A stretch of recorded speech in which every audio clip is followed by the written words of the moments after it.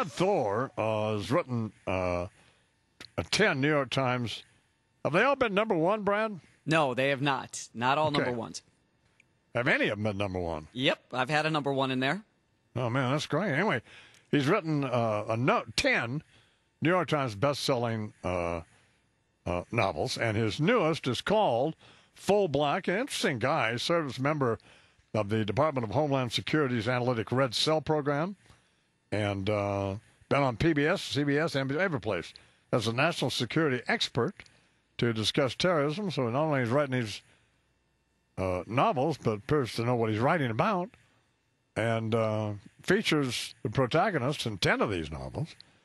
He's a former Navy SEAL Team 6 guy. So please welcome to the program, Brad Thor. Good morning, Mr. Thor. Good morning. Thank you for having me on. You're quite welcome. So you come highly recommended. Well, that's good. I'm glad. 10 years in the business, it's nice to see that I've got that recommendation. Finally snapped on the deal. Took me 10 years to get here. Yeah. Well, how'd you become an expert in national security issues? You know, one of the some guys are into sports and they do the box scores. I've just, ever since college, when the Soviet Union was crumbling, I said, what's going to be the next big threat? And I saw it as radical Islam and said, this is interesting stuff. So just started studying it. It's just kind of a very strange hobby, if you will. But I found it fascinating. Were you ever in the Navy? Were you a Navy SEAL or no? No, not at all. I'm the son of a Marine. My dad's a Marine. Oh, okay. Were you so what got you interested? Because you were writing about the SEAL Team 6 long before they became fairly famous as a result of whacking Osama bin Laden. Correct. So how'd that happen? Well, I went to school in Southern California. I went to the University of Southern California, and I had family that actually lived on Coronado. My cousins lived there, so that's big SEAL territory down there. Excuse me, so got to know some SEALs, and, one of the worst pieces of advice starting out writers here is write what you know. And if that was true, he never would have gotten Clancy because he was selling insurance. I always tell people, write what you love to read, and I always enjoyed this genre, and then having some connections with the SEALs, it just seemed to make sense when I decided to write my own book. What did you study at USC? Creative writing and film and television production. One of the few people I know that went into what they actually studied in school. Oh, man, you may be the only person who ever took a creative writing course and then wrote 10 bestsellers. That's pretty good. Yeah, it took me a while to admit to the great Santini that I had dropped out of being a business administration major and switched over to creative writing. For the son of a Marine, the arts were to make us better rounded. They weren't a career path. Talking with Brad Thor's new book new novel is called Full Black. It's the newest thriller. There's a series of novels that he's written that I've talked about a couple of times here in this past 3 minutes of this conversation.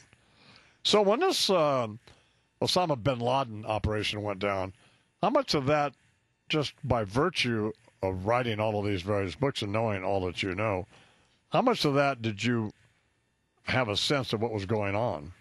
Well, when I saw the pictures, one of the first things I ID'd was that stealth helicopter that they had used, that they had blown, but part of the tail section had gone over the wall and didn't get blown in place. The interesting thing is, we had that place under surveillance for a lot longer than the media let out and said. The real big question I had, though, watching this, I've always said you don't kill the kidnapper until he tells you where your kids are. And so I wondered why we didn't snatch this guy and wring him out like an old dishcloth the way we did with Khalid Sheikh Mohammed. I mean, we've heard for years that al-Qaeda might have bought nukes on the black market from those former Soviet states. I would have liked to have known that. As a matter of fact, as a thriller writer, Imus, I'm hoping that the guy really isn't dead, that he's sitting in some black site right now and we're pulling his fingernails out trying to get the information from him. You think that's possible? Yeah, I'd love it. That'd be great. Now that would be a gutsy move. No, I know it would be great, but I mean, do you actually think that's possible? You know what? I don't know. The problem with grabbing him alive is eventually you got to put him on trial, and Saddam Hussein was a big problem for us. It would have been a great platform for all his crazy ideas. Probably at the end of the day, from a PR standpoint, the best thing was to smoke him and dump him in the water. I talked to Eric Greitens, who was Eric a SEAL Team 6 guy, Bernie, do you know? I don't think SEAL Team 6, but he was a SEAL. He wrote To Heart and a Fist. And then I talked to another guy, Brad, who was a SEAL Team 6 guy. And I asked him, and I'm going to ask you, how much do you think they knew before they went over the wall? Do you think they knew absolutely that he was there, or what? From what I've heard, they were told there was a very high-value target in that compound. I don't know that they were told it was Osama bin Laden. So I think they knew they had a pretty big guy there, probably in the top 3. So I think they had a pretty good idea that it was going to be one of a handful of guys they were going to see in there. So they went over the wall not knowing that Osama bin Laden was there, you think? That just one of the top 3? Yeah, that's what I've heard. I don't know that they were specifically told it was bin Laden or if it was his number 2, Bumpy, Zawahiri. So I've got Bumpy? no idea. Yeah, this guy always got the bruise in the middle of his forehead. That's his nickname is Bumpy in the community. Like one of Santa's elves, Bumpy. Come on, dude. So they get to the 3rd floor, and there's, I guess he looked like Osama, didn't he? Yeah, there he was, the flowing robes, striking right there, and he big brave guy threw his wife in front of the path of the bullets and tried to zip back into the bedroom. It couldn't have gone down better. I mean, it's a shame we lost that helicopter, but boy, right down to that dog they had in there with the titanium teeth. I mean, that was just fantastic. What's the deal with the titanium teeth dog? Explain that. I don't know if the dog lost a couple of teeth or if they replaced a couple of teeth, but the dog had a couple of teeth made of titanium. Dog had armor on, and then they actually put headphones on the dog and secure him in place so they can give the dog commands. And the dog's great ferreting out people, obviously all with the keen senses that we don't necessarily have in that situation. There seemed to be some controversy about whether, in fact, Osama did shield himself with one of his wives, which I pointed out at the time, made a case for having more than one wife. I was going to say that's why they've got so many of them, yeah. Yeah, so in case you need to use one as a shield, it's maybe what the Mormons have in mind, or perhaps not. So why go down that road? But I'm sorry, Well, no, you don't need to follow along, Brad, because then the news trucks will be in front of your house. So you think that it was Osama shielding himself with a wife as opposed to one of the other guys? That's my point. Yeah, listen. At the end of the day, these guys are absolute cowards. So It doesn't surprise me at all that this guy would chuck one of his wives in front of the path of a bullet. You're probably wondering if I'm ever going to ask you about your current book, Full Black. I'm going to ask you now. Tell me about it. Well, Full Black, with this book, I base all my books in reality. And I went to a lot of the special operations and intelligence people who helped me out with my books. And I said, what's the one thing that keeps you up at night?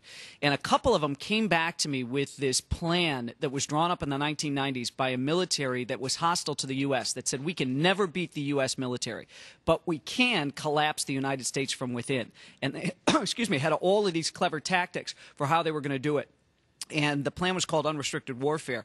And I used that blueprint as the basis for Full Black. And it's funny because a lot of the stuff that this called for back in the 90s, creating a financial catastrophe here, trying to collapse our financial markets, actually even co-opting al-Qaeda to get al-Qaeda to hit the World Trade Center. There's all these things that this plan called for that's actually happening in the real world. And I said, that's what this thriller is going to be about. Anybody making any movies of your books? Or? Absolutely. We just signed a big deal with Warner Brothers. This is going to be their James Bond or Jason Bourne franchise, if you will. Oh, man, I mean, you live in a dream. I'm trying. You know, it's a lot of fun. But again, 10 years in the business. It's taken a while to get to this point, but it's fun. I mean, come on, dude. You go to USC, take a creative writing course, and and now you're out there having lunch in Hollywood. Good for you. All right, man. Well, you're a fun interview. Nice to have you on. Good information. Thank you very much. Well, it's my pleasure. Thanks for having me. You're quite welcome. Brad Thor, his new book is called Full Black. Coming up now, we'll talk with Reverend Jesse Jackson, and he's got some thoughts on, well, I'm not quite sure what, but he also has a Fuzzy Wuzzy. Now, we haven't had a Fuzzy Wuzzy in a while, so Reverend Jackson with a Fuzzy Wuzzy, and of course, as you know, I have a lot in common with Reverend Jackson because I, too, am a licensed ordained minister, be loving the baby Jesus. 13 now till the hour.